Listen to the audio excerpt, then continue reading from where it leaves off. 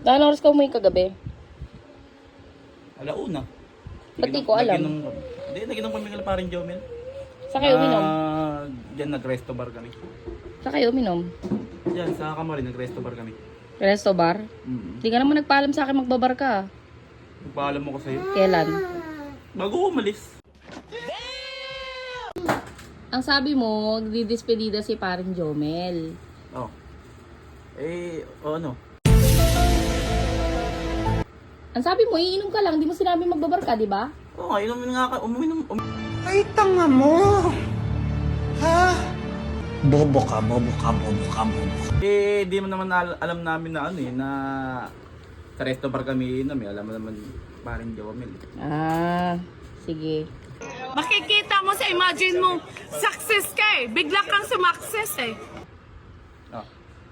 Yung inabot mo sa aking budget, bakit kulang na 1,000? It was at this moment that he knew. He fucked up. Paano? Yung sumasayaw sa gitna? Kakaawa naman Binigyan ko 1,000. Walang damit Pera. Pera inabot mo? Di ba damit dapat ang inaabot, hindi pera. Nani nila